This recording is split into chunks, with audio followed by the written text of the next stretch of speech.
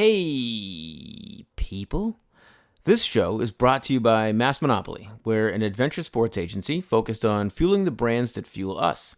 Everyone here is an adventure athlete of some sort and loves some or all the sports that we support.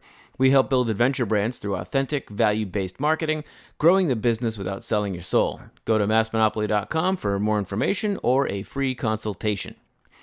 We're also brought to you by 508 Adventure Sports. 508 is a family-run business who want to keep adventure sports affordable for families. They sell handcrafted hard goods that they manufacture right in their New England shop, like their new line of handmade skateboards, and they also source affordable quality accessories for the sports that they love, like mountain biking gloves, skateboarding pads, helmets, hiking gear, and all kinds of stuff to keep you and your family out on adventures without breaking the bank. Check them out at 508.com. That's F-I-V-E, the letter O, the number 8.com. This was a really fun podcast. My guest today was Bobby Acuna from Foes Racing. He's a super nice guy, fun to talk to, and he's obviously neck deep in bikes. You talk to him for 5 minutes, and there's no doubt that he lives and breathes for this stuff. He and Brent have a ton going on at Foes, from new bikes to a whole new sister company. And today we got to unpack a lot of that, or at least touch on the rest. Now, we're still working out the best technology for different podcast situations, and today we were testing out a new one for mobile recording when us or our guests are on the go. It worked okay, but some of the audio cuts out or it makes me sound like a robot towards the end there. Now, I know nobody likes to listen to crappy audio, but you know what? When you're recording a show in real time from across the country on a device that fits in your pocket, some pretty amazing things are happening. So please bear with us, and thanks for listening.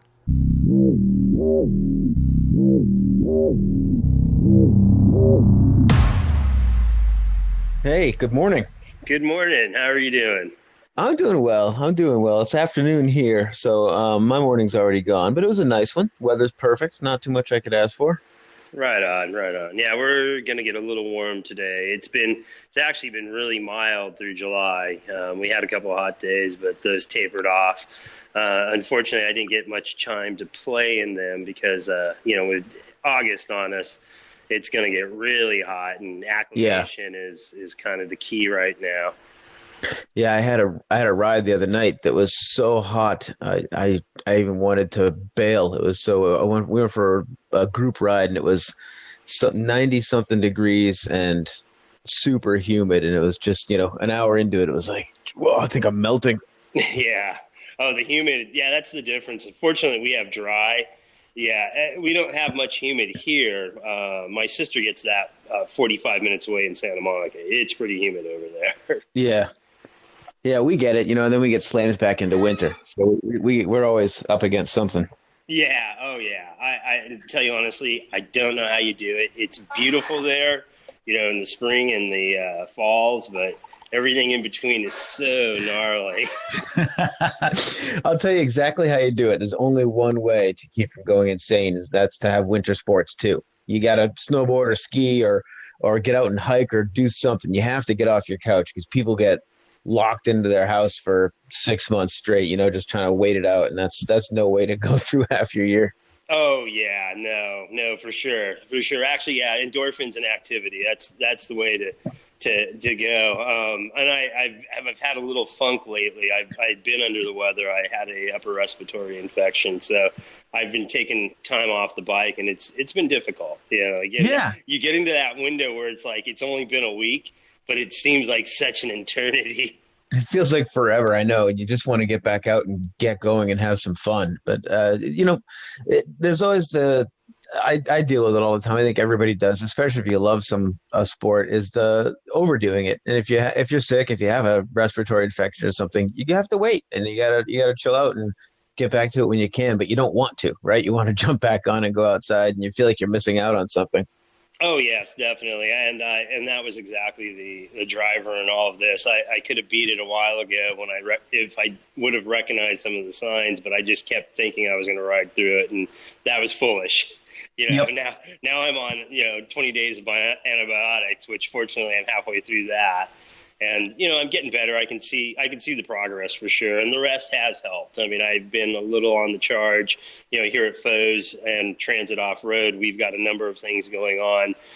Some of the days are long, and so again, you're working a lot. But Fortunately for me, I never achieved some of the aches and pains that are involved with things like that. It was just the condition itself. I could just tell, okay, I'm run down, and I need to just put my feet up on the dash and kind of relax for a minute. Yep. Yeah, if you keep getting worse, it takes away from everything. Sometimes it pays to take a few steps back, even from work, from sports, from whatever it is, and just let yourself get better, or else it can hurt everything. Oh You yeah. know, Speaking of foes, and you mentioned you guys have a lot going on. You have a ton going on. Different bikes, new bikes, all kinds of stuff, and even the new Transit off road. First, you mentioned when we were going back and forth about Pedal Fest, and I wanted to hear more about that first to start. You did it on a foe's bike, right? Oh yes. Yeah. The Pedal Fest has been a series that's been running since 2013. A friend of mine. Friends of mine, Greg and Gina Flanagan, put it on in Santa Cruz. It's moved from a couple of different venues. Now it's found a new home in East Walker Ranch. And I have to give some props to Jose Gonzalez and the trail group up there for putting the trail together. But Greg and Gina put on a great Thursday night race that, they get anywhere from 150 to 200 plus riders. Wow. It is cross-country racing. I am a cross-country racer at heart, although I've done well in Super D and Enduro events throughout the years. But you have to run what your boss makes, and we make 140 millimeter very competent trail bikes. So I go out there with our mixer trail set at 140. With DVO suspension, as well as the new Ridgeback 140, and it has a diamond up front, which is a big hip fork. And the Ridgeback's a 2.9er, right? It's not a mixer? Oh, no. Yeah, the Ridgebacks, there's two models, actually. There's a 29 Ridgeback and a 27.5 Ridgeback. Originally, we were going to focus on the 27.5 Ridgeback, and it was going to be the idea was a alpha bike that can do everything, climb and descend. Mm-hmm. And, it could take a longer travel front fork if you wanted to enduro race it. But as Chris Walker, a gentleman that runs our tech department as well as our shipping, he was researching, where 29 is going, and it impressed upon us that we need to make both. So we did build one of each. So we do have a 29 Ridgeback as well as a 27.5, and they're both selling about as equally as well as one another. Yeah, that's the fascinating part. Where as the sales progress on the frames, there's no rhyme or reason, but there is definite distinction between this guy wants a 29 for his reason, and this guy wants a 27.5 for their reason. Definitely. So it's one of those, and I've become a big fan because of my mixer, which utilizes a 29 front wheel but a 27.5 rear wheel. And so back to the Pedal Fest thing. Out there, the course is very windy, very up and down, and a lot of switchbacks and a lot of 27.5 windup is a little easier than a 29. Yeah. So that's where that weapon has actually, and even at 140 millimeters of travel, it's become quite effective. So again, it's interesting how it all comes together, but it's a really neat dynamic. And then with the low leverage ratio of the rear end, they pedal very efficiently. Even with the higher leverage ratio of the Ridgeback, you can find your sweet spot. Yeah, I find it interesting. I want to give it a try. I'm curious. You said that they're selling about equal, the 27 and the 29. Is that in general? Are you seeing that in Europe, or is that in the U.S.? Because I know that in general, and it's never good to speak in general, I know, but in general in Europe, they haven't really adopted the 29s as much as we have here in the U.S. They're still more apt to buy the 27.5. Oh yes, it's crazy in Europe. And it's kind of wild because we sell quite a few of the fat bikes in Europe. Our Mutt's fat bike, and that is basically the same. The 26 diameter fat tire and wheel combination is basically a 29. But, it is a little bit different dynamic because of the wider, 4-inch Right. footprint. But what I'm seeing is, like the mixer does okay there, but the FXR seems to be really, really popular in Europe. Our distributors there seem to sell a lot more FXRs, which is our 27.5 front and rear. So again, I'm starting to see more people looking at the Ridgeback 27.5 for Europe, whereas in Canada right now, I've got a couple guys that are waiting on their 29 versions. And here in the U.S., it's a mix of both. They're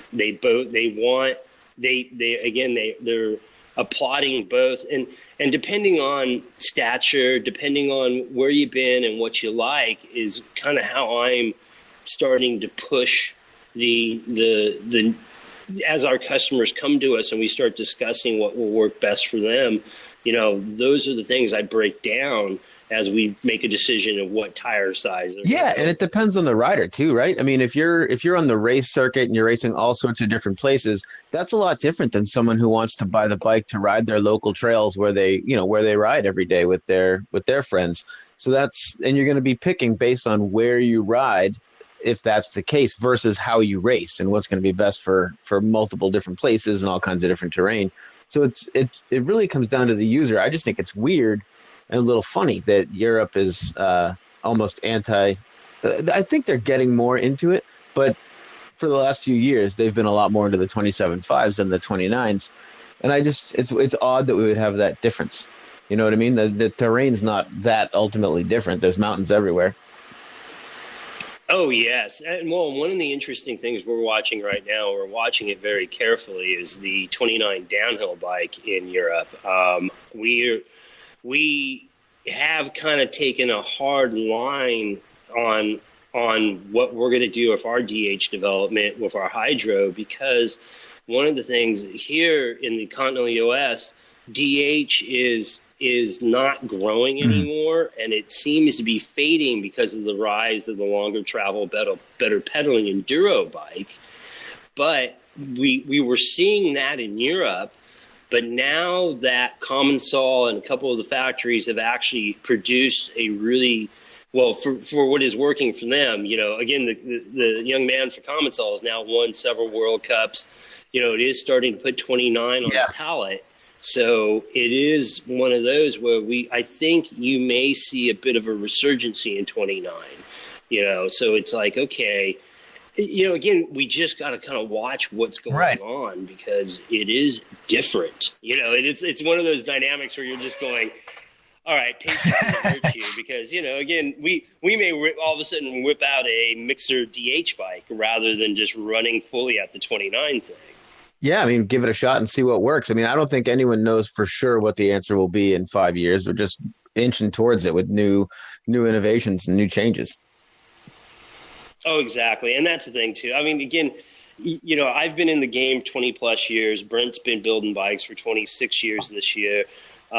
We've seen the 29 come and go. We've seen a lot of fads come and go.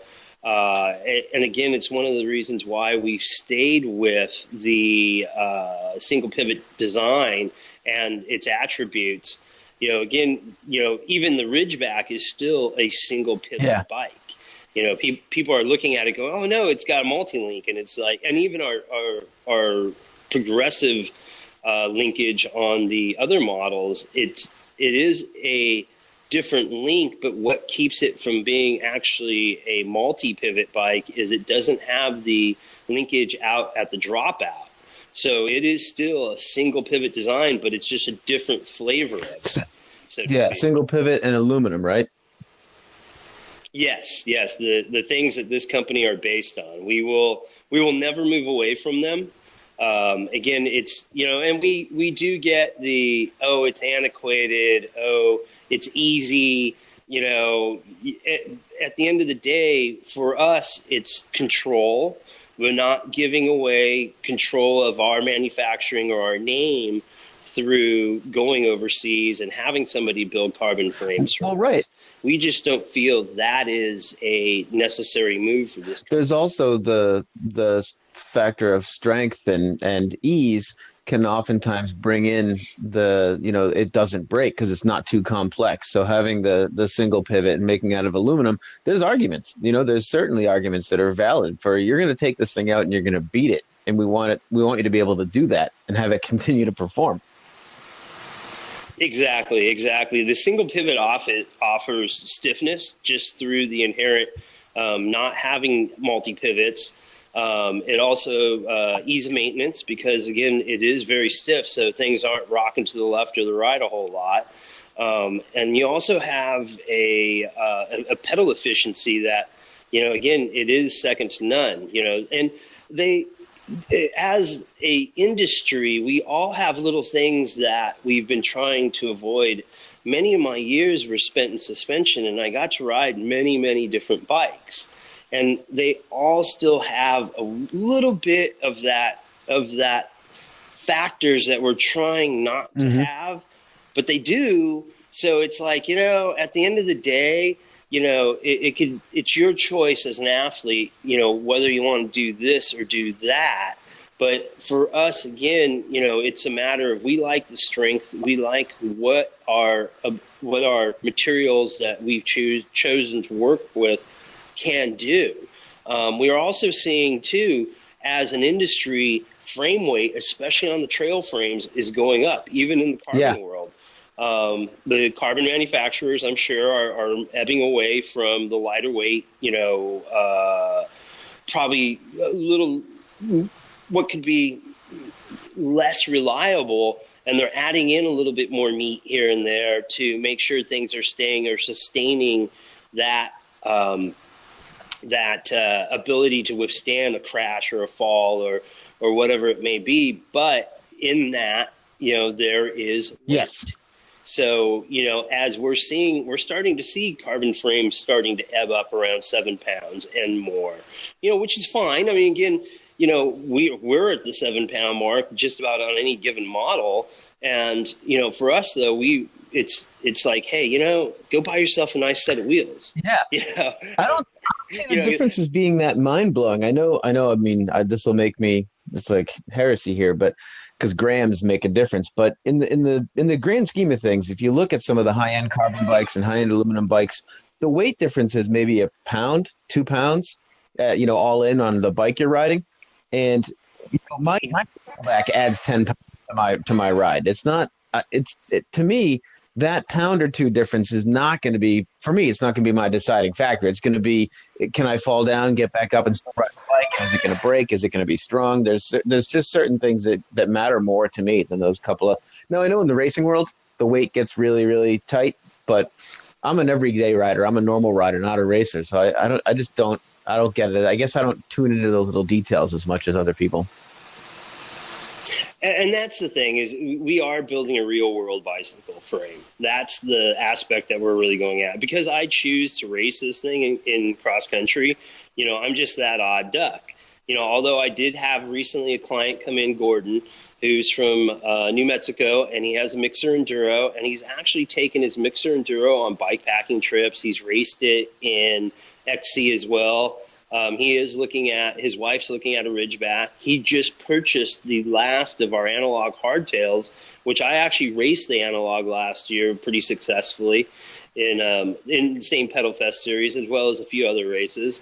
But again, it's one of those where it's real world weight. It's functional weight, again, one of the things I do want to make a statement about is we do endorse carbon, though, for other uses, carbon wheels, carbon handlebars. I mean, there's plenty of great uses for the material. And again, as you make a lighter weight vehicle and it winds up and you're looking for that specific ride, or you want that, I mean, ultimately all my personal bikes going forward are going to grow ride fast carbon wheels at some point. So, again, we're not completely like, oh, my God, you should never use that. Well, just for us, it's just not a material that we're going to use for frame. Right. It's not an all or nothing. It's just not a frame thing. Now, I think I took you off track again. Back to Pedal Fest. You said, did you ride the Ridgeback for that? It's a 10 race series. I'm into 4 of the races. Unfortunately, I got sick for that 5th race, so I couldn't participate in that one. The second race, well, ironically, I went out to the series not thinking that I was going to get on the podium in the first race, which I did on the mixer. Nice.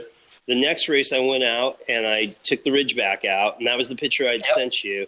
And I was going to take a third pretty easily, but I was gifted a second because of a racer's mechanical. And then in the next 2 races, I took another third on the mixer. And unfortunately, in the 4th race is when the illness started to set in, and I slipped way, way back, and things started to go a little different.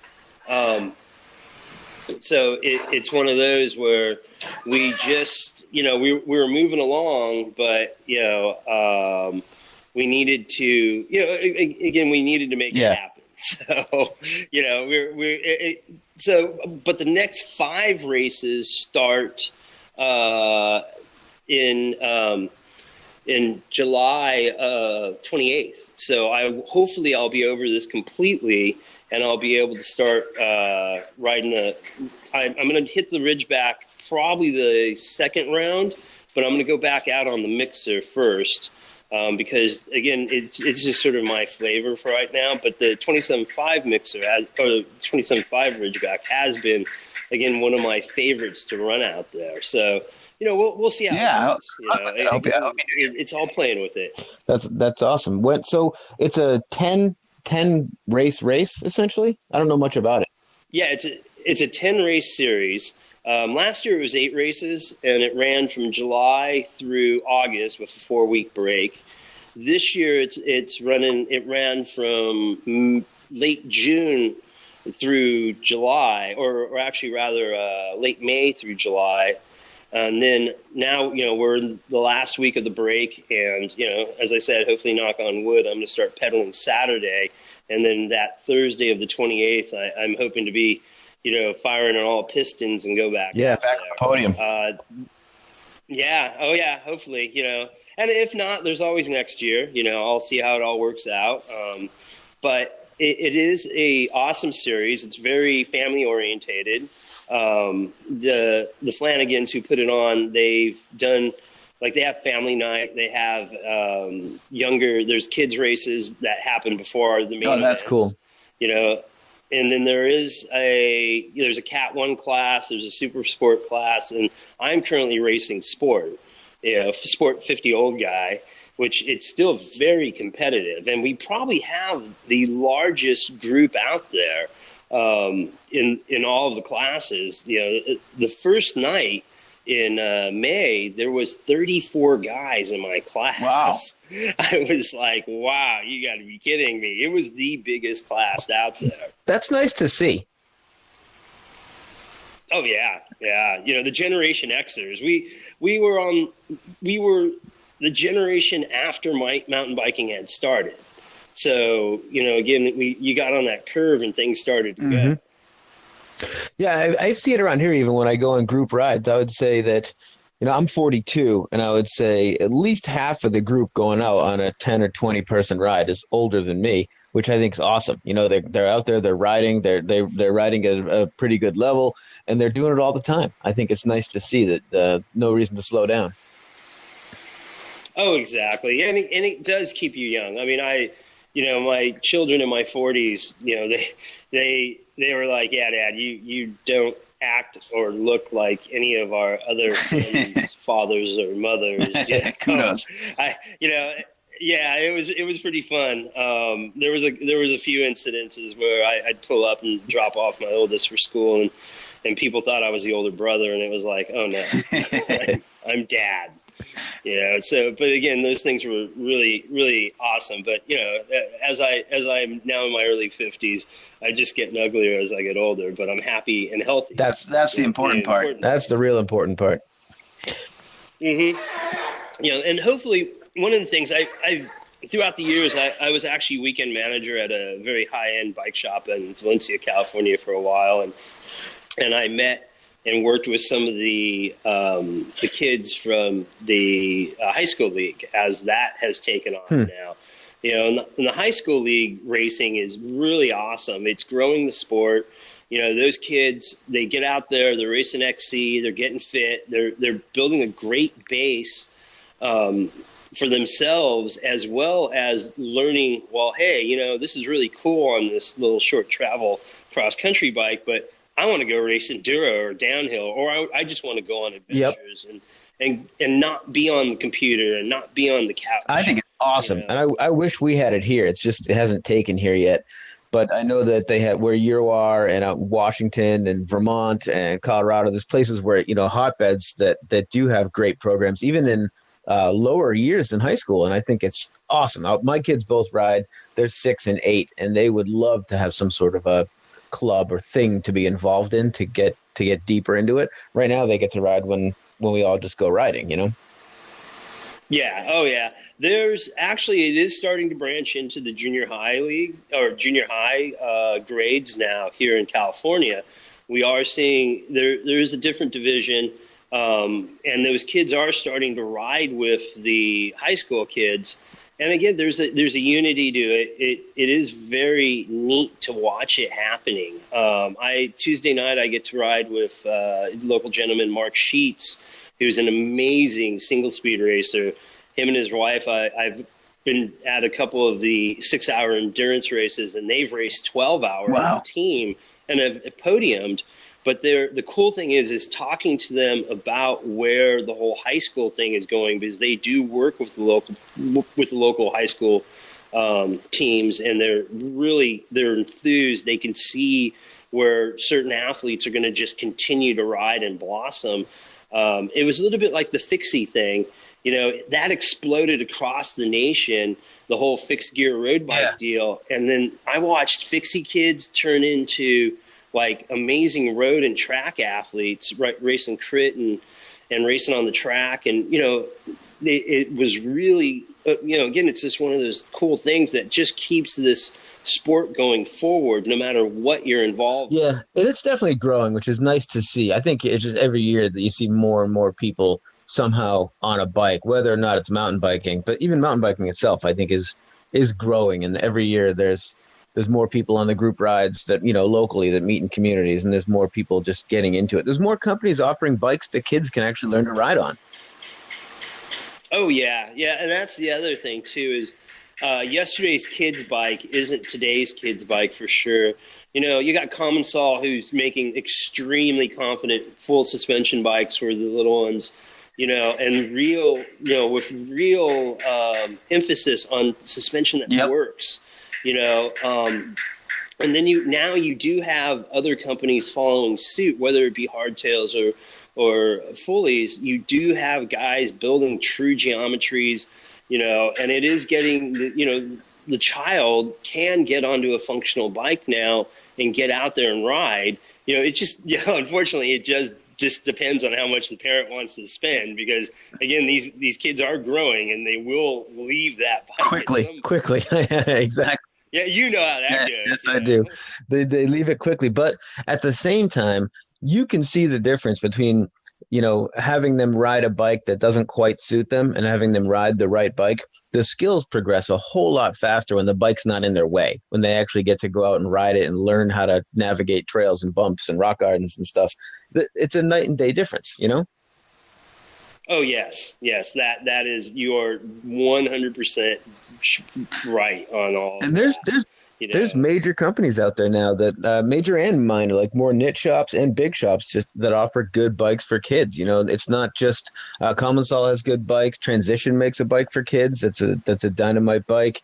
And then all the big guys, of course, the Cannondale has bikes for kids. I just think it's exciting to see, because my kids have taken to these types of sports, probably in no small part because I'm guilty of leading them, but they do some traditional stuff and hockey and all that, but they really, really take to snowboarding and mountain biking, which I love to see that they have more opportunities every year as it gets just deeper into the field. Oh, yes. And, I've looked at your Instagram. I give you great props as a parent for spending that time with them. And they, you can see the smiles and the happiness. And it's one of those things. Fortunately for me, I did have my kids. Noah, my youngest, did race downhill as a at 9 and 10. And he had a great surrounding of friends of mine. I was, at that time I was at 661 and working at Marzocchi as well. So, he continued to progress, but again, girls and video games came along. Yeah. Please do. So, oh yeah. So again, it's one of those where it's like, he went off on his own little route, but he does miss it. Even my oldest son, who's now 20, he's 25 in September, and he's a retired U.S. Army infantryman. Oh, cool. Thank you, Corey, for seeing it. Yeah, for sure. But he wants to get back on a bike at some point. We've discussed it minimally. But, it's one of those where, at least I know I gave them a real positive experience. Even growing up, they rode each other's bikes. Corey's 5 years older than Noah. And, they did get to play where it was like, oh, yeah, they had the cool bikes, Mm-hmm. So, it was always fun to be out and doing that or hiking or something. Well, there was always something going on. I think they do come back statistically, too. Side note, my youngest is also Noah, so that's funny. But they do come back, and they come back in snowboarding and skiing, too. The industry has a trend where they basically – up until high school, they take part, and then they disappear until sort of college or after college, and then they come back to the sport. But the video games and girls or video games and boys tends to lead the kids away during those precious high school years.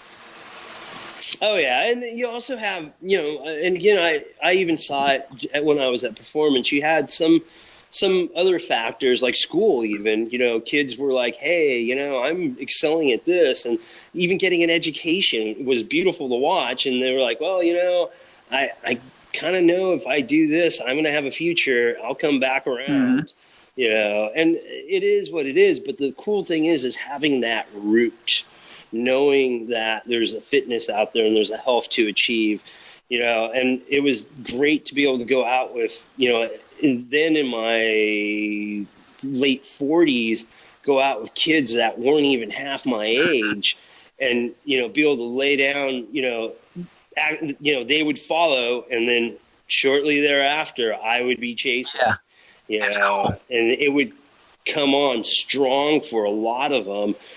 Some of them went on to do quite well in the NICA leagues, which were, again, that was just such a great feeling to go out and just be like, man, I remember when that kid used to be behind me. Look at him just beating up on me now. Definitely. We had that similar moment this year on the slopes and snowboarding. My youngest, Noah, he really took to snowboarding. And this year he really couldn't turn or stop at the beginning of the season. And by the end, he was riding blacks and the terrain park.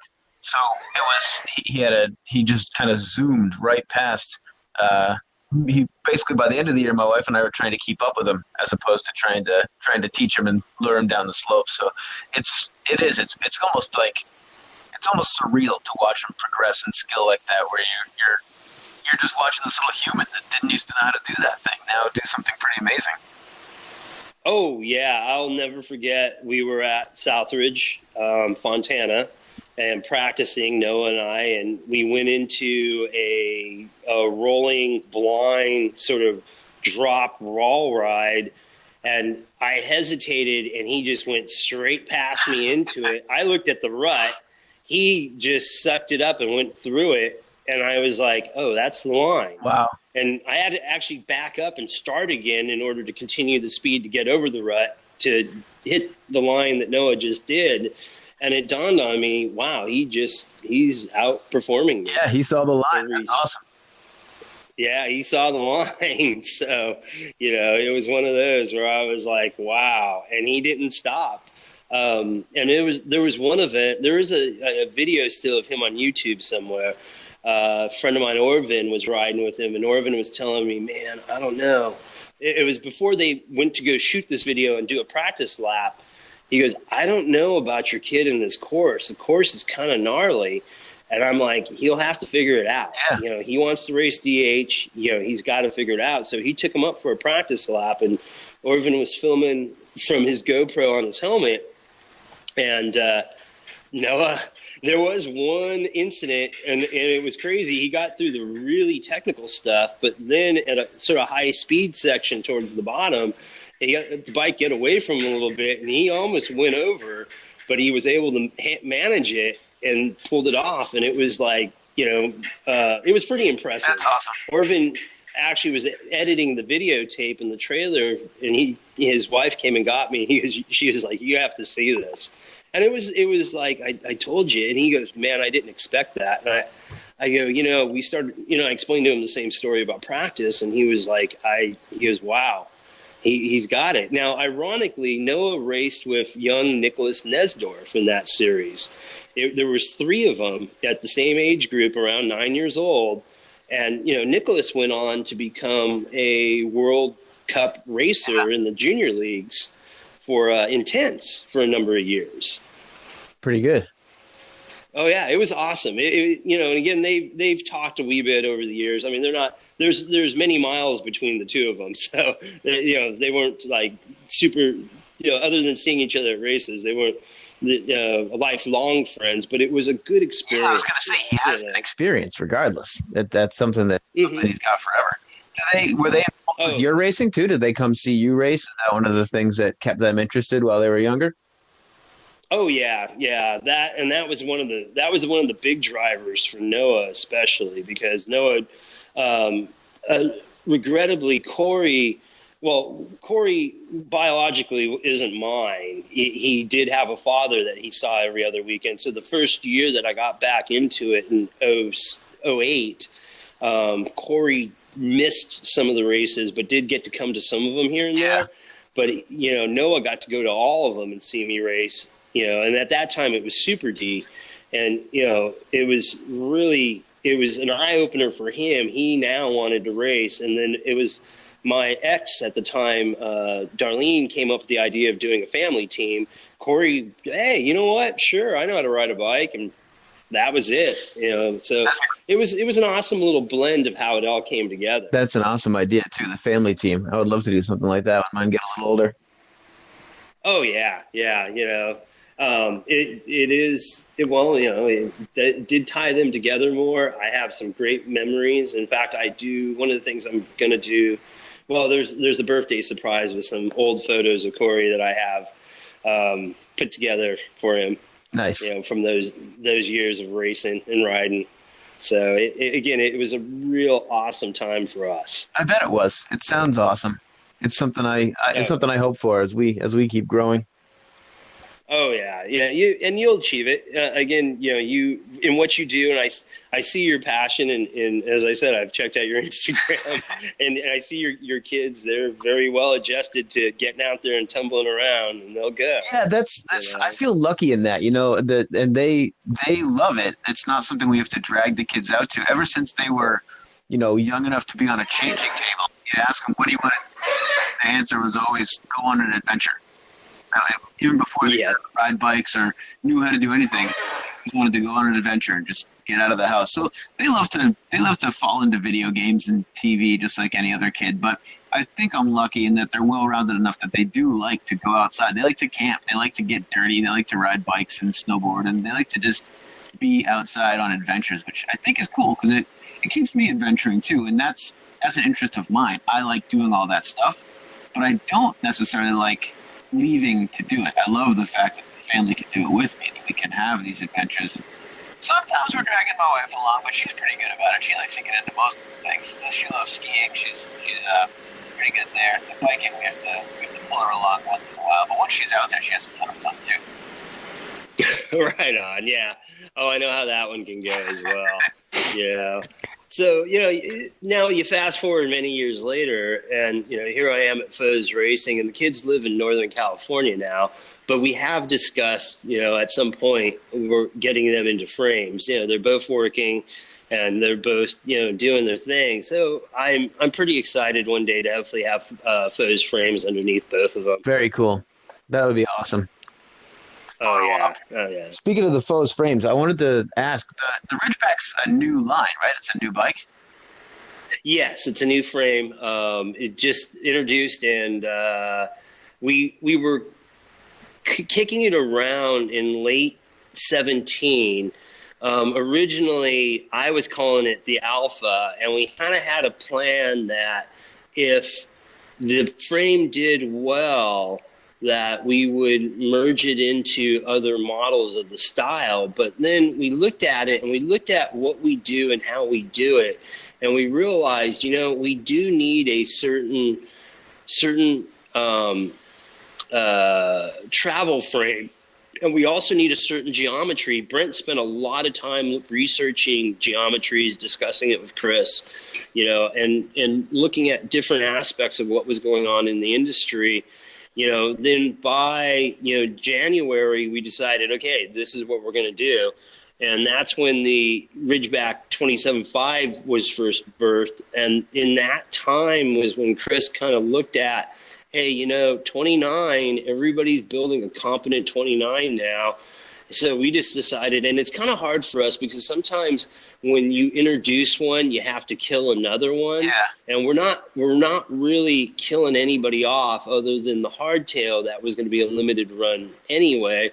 But we decided, you know what? Forget it. We're just going to do both. We're going to do a 27.5 as well as a 29 and get them out there. That seems to be happening in the industry. There's a trend in that where both sides, right? You see either they kill off one and they keep the other, or there's companies like YT that'll offer a 27.5 and a 29 in whatever model you want to get, so that they're not really Xing out anything. They're just adding options. So I guess. Oh. Oh, exactly. I mean, it is and again, it's one of those that the guys that can do it are doing it because, again, you're able to go forward and make stuff happen, so and it's your marketplace too, and for us, especially because everybody kind of has a place.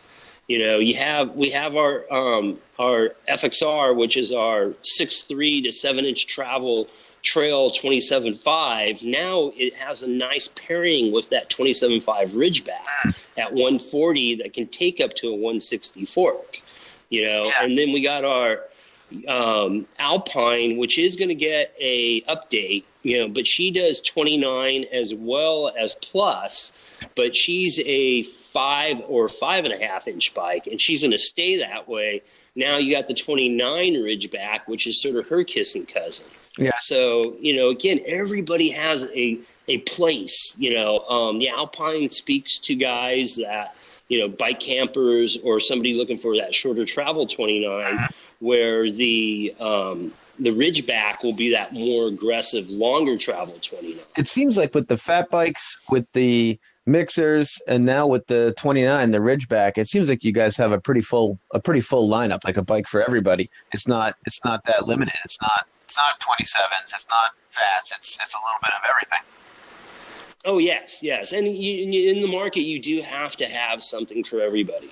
It is a very applicable thought, so to speak, that the frames go that. Because, again, we do have two mixers. We have the Mixer Enduro and the Mixer Trail. Depending on what you're looking for as far as a proficient climber, which they both climb amazing and they both descend really awesome. But, one has longer travel and a little slacker angles than the other. Yeah. So that is one of the mixes is we just want to make sure everybody that we're offering, every frame, has a purpose. So, that being the more, again, the angle in the marketing here is, hey, if you're looking for more aggressive long travel, you want this. Or if you want, something you can ride aggressively, but, you don't want that style of travel or those angles, you can get this. Yeah. But even with the fat bike, and that's one that is, we currently do offer two Mutzes. We have the Mutz 150, which is, 65-degree head angle, or 65 or 66, very aggressive, does 150 or 140. And then we do have the regular Mutz, which is a 5 or a 5.5 inch 140 bike. So now we're at that place where it's like, okay, it's time to marry the two of them and move on. We've had a little bit of confusion as far as people think the Mutz 150 is just like a downhill fat bike, and it's like, oh no, it's not. It's more pedigree than that. It can still climb as well as descend. And then we have the Mutz, which is just a tried and true, we do own that longer travel fat bike. I don't believe there's anybody out there making a 140 fat anymore. Where we are it. Nice. As of recently, we understand Salsa is going to be discontinuing their fully and focusing on hardtail. So as far as full suspension ones go, or real, that longer travel market goes, we own that. Yeah, you don't see a lot. We are going to. Oh, exactly. And that's the thing. So we are going to marry the two of them at some point, probably going into the fourth quarter when we have time after we get the Ridgebacks and all the orders fulfilled for those.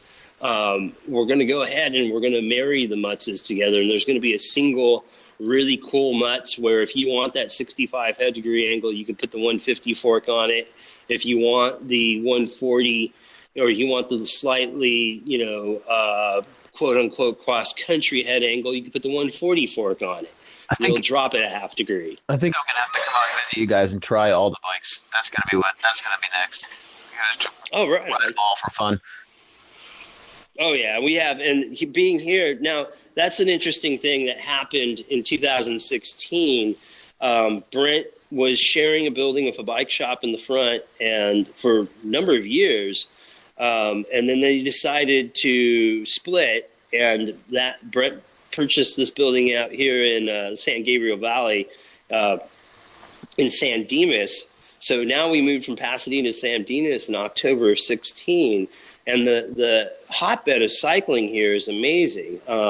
I'm just, even being with the company, I came to work for Brent in December of 2016, and I right away, it was like, okay, I started trying to get into the local fold, and there's many, many different groups to ride with and many different people. I mean, again, there's constant riding here. Hence one of the reasons I got sick. Always out trying to market and do things, So, and I've really, and the thing is even this last Tuesday, my guys that I normally ride with, they were sending me pictures and they posted some stuff to my Facebook. It really is heartwarming. But again, it's one of those, they get it. They're starting to see, why I ride these bikes, and, they can see that I can push these bikes, and they know they can push them as well. And even from that, there is some thought of some new models coming out based on some of the discussions I've had with these guys. Yeah, that's cool. I mean, there's no better way to do the research than to be riding in the field with people on bikes, and then with you riding a foe's bike, you can always say, here, throw your leg over this, take it down a trail, let me know what you think, how you feel about it. I think that's important, and even coming from my background, which is a marketing background, and digitally, we handle adventure sports marketing, but I think that there's something to be said for just human interaction, live, one-on-one. What do you think about this, or what do you miss in your bike? That's real information. That's important thing. Oh yeah. You cannot. And again, even from a sales standpoint, I go out and I meet a group of guys and they'll ride one of the bikes around a little bit. You're waiting for you regroup and, hey, can I try that real quick? And they, even though they don't really get a huge trail experience, they at least pedal it in a circle or two and they get an understanding. Yeah. One of our real awesome saving graces and unknown salesman is Nico, our machinist, is amazing at interfacing and touching base with different riders. He rides more down in the Wilson area over in Pasadena, but he has sold some frames and he's gotten some attention just because, again, he's out there riding the bikes. Yeah. We unfortunately, we are, sometimes people are like, God, I didn't even know you're around anymore. And it's like, oh no, we're here. We're a roaring mouse, but we're trying as hard as we can to flourish out again, Do you guys do I'm demos and events like Sea Otter and Nemba Fest and all that kind of stuff? Do you ever go to those and bring bikes to get people to throw a leg over? Well, we went to Sea Otter the last couple of years. And well actually we've been going to Sea Otter probably every year since its conception. We're hoping to put on a event here in March or April of next year, much like the event that our Switzerland distributor Stefan puts on, called Foes Meets Foes, where we invite Foes customers to bring their bikes, and we'll even invite them to bring their friends who don't own Foes and come. And we're hoping to do shuttles. Make it a weekend event. Here at the facility, invite our local vendors and the other shops or the other manufacturers that are local to us, like DVO, to set up and display their wares as well. But on Saturday or Sunday, do a barbecue and a meet and a greet. And then on the other day, do a trail ride, but do a couple different versions, do a shuttle, and get people out on bikes, or at least get them to see the foes, more up in their face and getting it out there more. One of the things that we're also doing is I do out of office demos. Like if you're in the LA area and you want to come in and talk bikes and ride a bike, you're welcome to give me a call and, see what it is we have to offer. I think that's awesome, and that leads to one thing I like to talk about, because I think it's one of the biggest challenges or hurdles, or not even a challenge or hurdle, just one of the things that keeps coming up in modern biking is people really want to demo things before they buy now, and it's hard to be everywhere, right? And then there's this whole sort of duality between, do we want to sell direct or do we want to sell through local shops and distributors?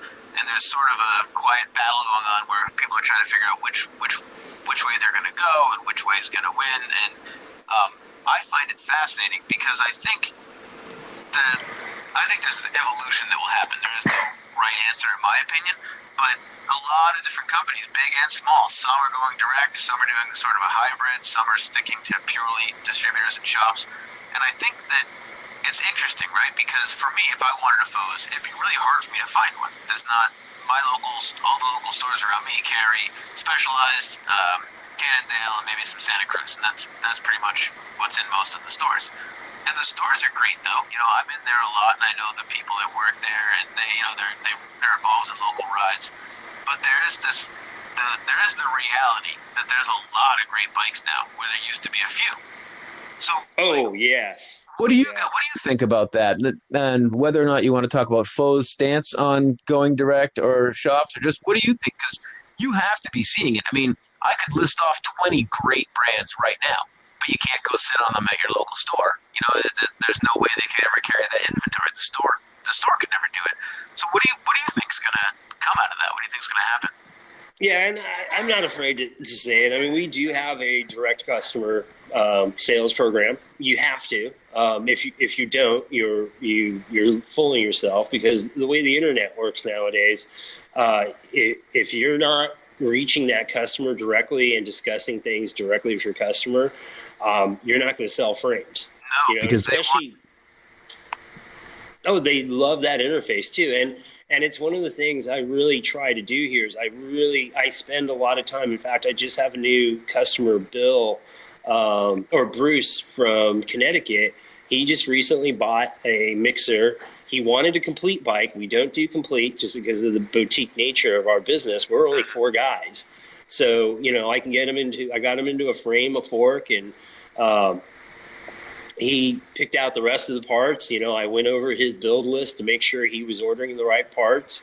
And again, it's one of those where, and regrettably, there are certain manufacturers that, due to the internet deal, I can't purchase their product cheaper than my consumer can buy it online and get free shipping. So with that, it's easier for me. Okay, what size do you want? What color do you want? Let's look at how you ride, what frame is going to best work for you. all of that. And, it's, and like some of my customers say, wow, that's really great that you spend this time with me. But at the end of the day, I'm a bike geek. We're all bike geeks. We enjoy the bicycle. So, it doesn't slow me down to spend time with a guy, to make sure he's purchasing the right item, because these are wants, not needs. So you want to fill in the blanks. You want to have a positive experience, but it's not something I always get. The handful of shops that I still have as shops on our where to buy on our website, those guys get it. They're very sovereign, but they'll sell a handful of frames a year, which makes them they're fine to do that because they do carry. They got the other guys, Right. And there's a lot of noise that goes on. They have outside reps coming in. Hey, you need to carry this and you need to carry that, So, they have other boutique manufacturers who have other dudes that are walking through the door and trying to sell them whatever it may be. Everybody's trying. You have to. And if you don't, you're going to fade away. So I agree. I think you have to evolve, like the stores, I think the stores in general are more involved with their consumers to get deeper into service, because regardless of if I bring in a Santa Cruz, a YT, a Transition, an Intense, a Foes, whatever I bring in, you guys know how to fix it. Why don't you work on it for me? Because most people don't dress down their bikes themselves and fix all the problems. Most people aren't even equipped to do that. They don't know how, especially with full suspension bikes getting more complex. There's a big opportunity to learn. I've said this before, to learn from like the auto industry, where they make more money on pre-owned cars now than they do on new cars. And you can go to any Dodge dealership and have your Toyota serviced. They don't care. Bring it on in. Yeah, we'll take good care of you here. Oh yeah, I think that's where the bike industry can learn. Because I've never been into a bike shop and talked to a mechanic or a salesman that doesn't love bikes. It doesn't have to be one kind of bike. It could be any kind of bike. Exactly. And that's one of the things too, is like, as we evolve going forward as an industry, I foresee what you're going to have are the superstores that are going to carry 2 or 3 juggernaut brands and then some boutiques, and they're going to be huge stores, and you're going to have the smaller mechanical shop that can really, let's fix that for you. And those guys, but you're going to pay a premium for that mechanic's time, which is fine, and then you're going to, because at the end of the day, as I've discussed things with different shop owners and different people that have been in the industry a long time, they get that when guy buys part on the internet, you can't yell at him anymore for not buying it through him. You just charge him to put it on and make sure it's put on right. Mm-hmm. That's what's happening. So for us, I work with Jim and Adrenaline and his guys, Jesse and Zach, great kids, and Jim's an amazing dude. He's been in this industry a long time. They're currently working on a customer's custom mutts. He bought it directly from me, but he took it over there, and they're the ones ordering the parts. So they're being paid and making money off a whole different aspect.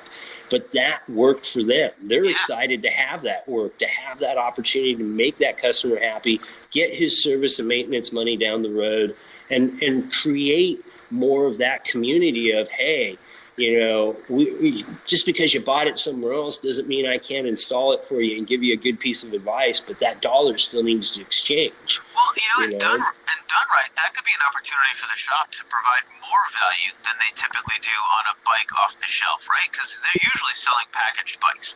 They're selling, here's Model X and the 4 lines that it comes as far as and quality, right? So exactly, those are your options. Because that's what they're given from the dealers, or from the manufacturers. Here's what you can sell. Whereas if somebody's coming in with a Mutz and basically it's a frame and they want to build a bike, now you can talk about all the different parts that are going to be right for that person, how they ride, how durable it needs to be. And you're actually providing that expertise.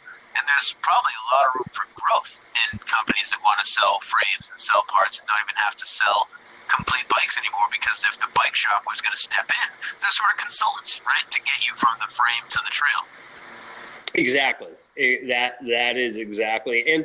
And there's many different facets. I mean, I've opened up it used to be an ugly situation, or they were voodoo, the mobile guys. There's again, there's many different things happening. You got guys. I have some shops that have. I have one shop, really awesome, creaky wheel.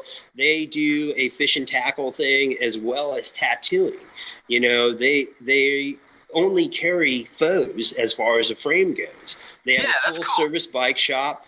Thank you, Tony. So it's one of those where I get it. I get where where we are going, and you have to. In fact, Brent and I, we've discussed, November last year, I had to lower MSRP. It was one of those things that, okay, if you're going to have a customer direct program and you're looking at what other prices are on the internet currently and what other people are charging, we have to be viable still. So I brought down MSRP, and it did help. We did sell more product, but again, it was one of those things that just, it needed to happen due to the environment. You weren't going to avoid it. You can't. Oh yeah, exactly. But the system has changed. You have to move. Exactly. And, but now here I am, July of the next year, regrettably, due to the tariff wars, due to raw aluminum going up, due to things that we discovered that we were getting hit with anyway. And there was other price increases with other manufacturers that have happened. That, there was one manufacturer that was giving us a component for free per shock. And unfortunately, now they're charging us X amount of dollars for that component, and there's two of them involved in a shock. So, that product's going up. So over the last week, I've been looking at numbers and looking at where I have to increase pricing, but not horribly, but it does have to happen. But again, when you're wheeling and dealing and everybody, you are fishing for that bigger pool, unfortunately, you're no longer just working with your dealer. You're working with the cycling world. And, bottom line of being, you're fooling yourself if you don't think you can do that. The guys that are shop only, it's like, it just doesn't work that way. Yeah. And I think people get it too, because you always hear, or I always hear people talking about, well, bike shops are being hard-nosed, and if you don't buy your bike there, they won't even work on it. I've personally never seen that. Every shop I've been to, they love bikes, and they'll help you out.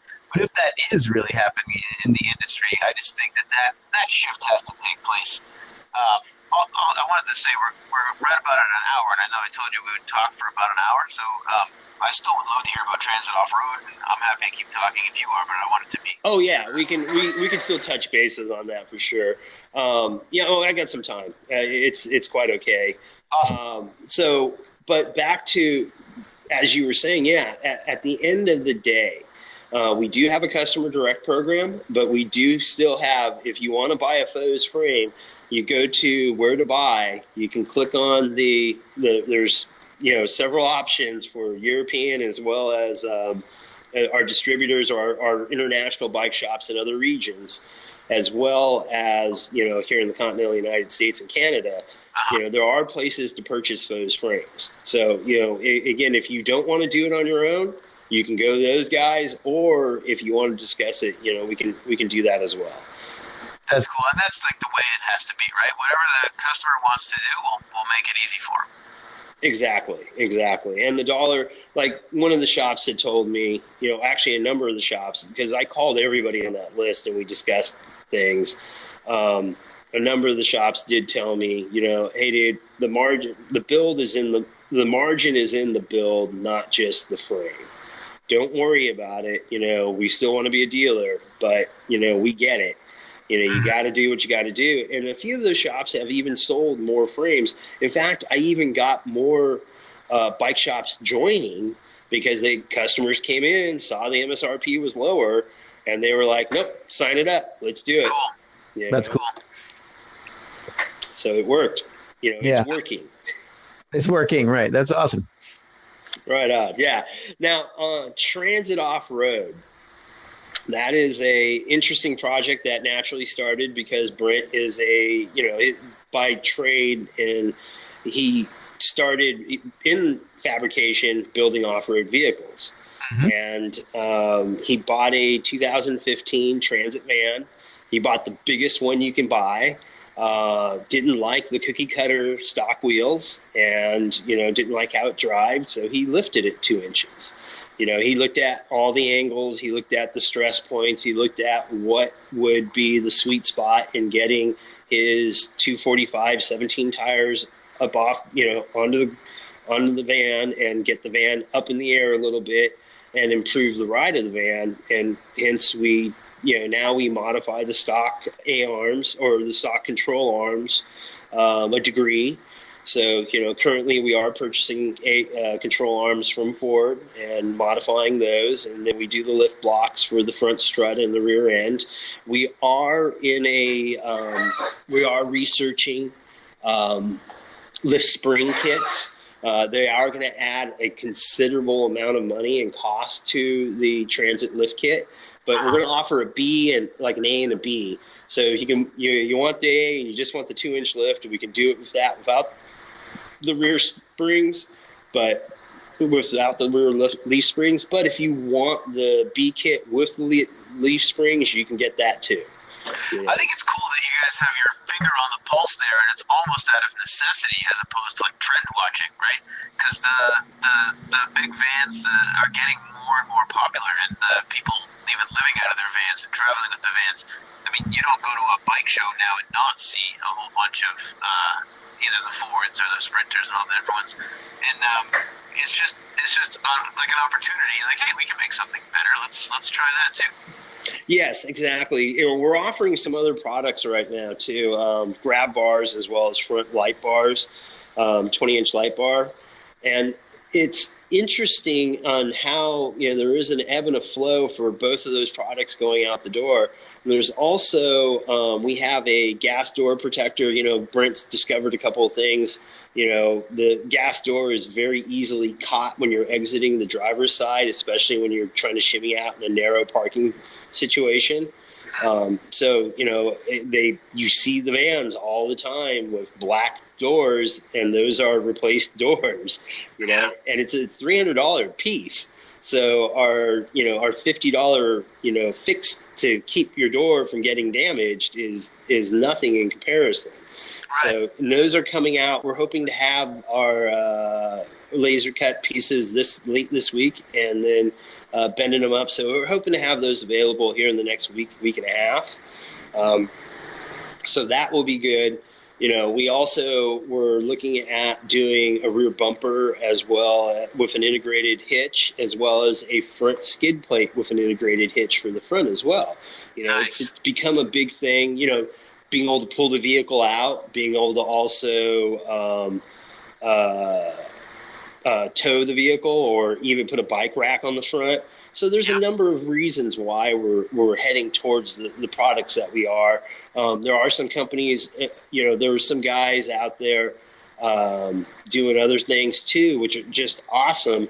But there's not a lot of people focusing on the Transit itself, and that's why we decided to go with transitoffroad.com. It is what we have. It's a great vehicle, and we feel we can improve it as we go forward. Yeah, so why not, right? I mean, it's especially when the roots of the company are fabrication, you can modify things and then help everybody else out. I mean, why keep all the goods to yourself? Oh, yes, exactly. Exactly. Now, are you manufacturing all of that stuff, right? Same old foes right here in the USA type of thing? Oh, yes. Now, we do farm out some of our laser cutting. We don't do that here. We do some of the bending is done off-site as well, because it's easier to have somebody else do the bending rather than us slow down. And, again, we're trying to get frames out, and we're trying to develop other things. So it all depends kind of on what the flavor is. Where we're at and what we're trying to achieve as quickly as we can. Right, efficiency, right? I mean, some people specialize in bending aluminum. Some people, that's what they do. Yeah. Well, and in the Transit world, a lot of it's all steel. The lift blocks are alloy. the the A arms, the bumper, and some of the other componentry are still bits. So that's that's another thing that's kind of like, okay, even the glass door protector is stainless. So it's just a little easier and a little better on time rather than us tooling up for it. And we can get it done, and then we can do whatever bit we have to do to get it packaged and get it into the hands of the consumer. I think it's an interesting offshoot, and it's funny how it's different, but it relates to what you do, right? Because if you're gonna move your bikes from here to there, then this transit will help you do it better.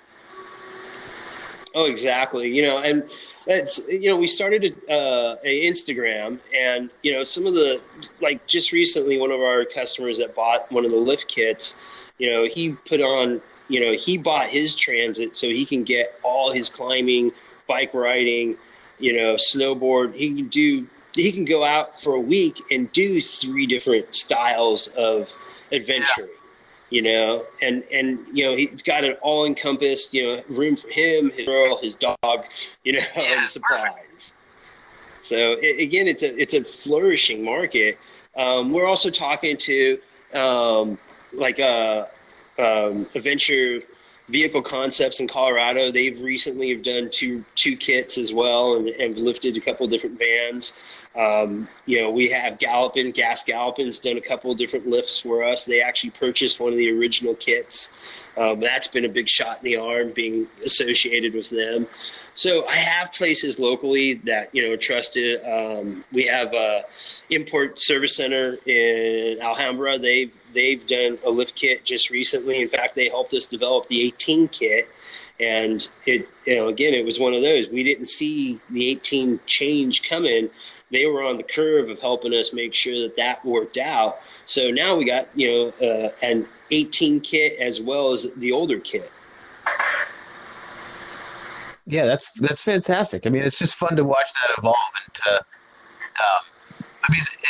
Just listening to you guys to come up with it. It wasn't a thing a year ago, and now you've got a new line of business. That's what I love about the. I'm not saying it better or worse, but I love about the manufacturing and the made in America.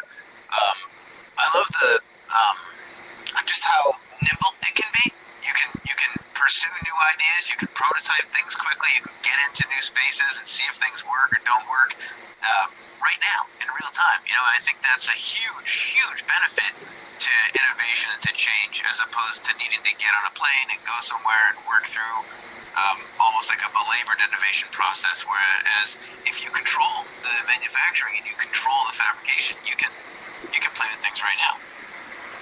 Oh, exactly. And that's something, even as of this morning, Brent is meeting with a motorcycle dealer down in Orange County, who also does quite a bit of service work for one of the local police departments. And we're looking into doing parts for service bikes too. Nice. Different ticket book holders and rifle holders, different utilitarian parts that are difficult for these guys to get other places, or the manufacturers discontinued making them, but we fabricate. Yeah. And then some of the items they get in are not particularly right. They need to be changed, or they need to have a little bit different hole location or whatever. So that's where Brent going down and speaking to these guys, saying, what do you actually need? How do you want it? And we can make that happen. Yeah. Show me the problem. Exactly. And we can supply a solution to that problem. Solution a lot of times, and no matter where we're at as human creatures, we sometimes forget solution is actually where we're supposed to be looking at, and we just go, "Oh my God, that's an issue," Yeah, and then you focus on the issue and how you can't do anything about it, as opposed to just doing something about it. Exactly, and you feel stuck. But again, you have to look at the solution. What is the solution for this and that? Yep. I agree. It's hard for people somehow to see outside of the problem and to start looking for the solution. But it's amazing what opens up once you do. And that's not just in biking or fabrication. That's in everything. Oh, yeah. That's in life in general. We need to be more positive about the things we do, bottom line, and, the little things, don't sweat the little things, go forward with the big things and be happy about where you're at in life. again, if you continue to look at, glass half empty, that glass is not ever going to get any more full. No, no, You know, no. But you're here, you're alive, you're healthy. There's a lot of good in your core, regardless of whatever else is going on, and that's a thing that it's easy for people to become disconnected from that. That's to be silly. I think that's one of the things that just getting outdoors helps with. To be doing things like mountain biking and hiking and camping, and I think there's a tremendous effect that just going into the woods. I know on me, there's a huge effect it has on just helping me remember life's pretty good, even if I'm having a tough day or a stressful. exactly. And that's one of the things too that again, even in our social media, I try to I try to make what we do about our foes riders. I really try. I get pictures, beautiful pictures from guys on our bikes in whatever location. And, again, that's all we really want. As of recently, I'm going to start a campaign of trying to get guys posting their bikes on Vital, the bike check, and not so much to try to achieve the bike of the day, but we want to achieve, hey, get outside, go ride your bike, and look, in the background, it's beautiful. There's something more than just this, but this is the driver. This is the engine that's going to pedal you there. And when you get there, take a minute and enjoy it.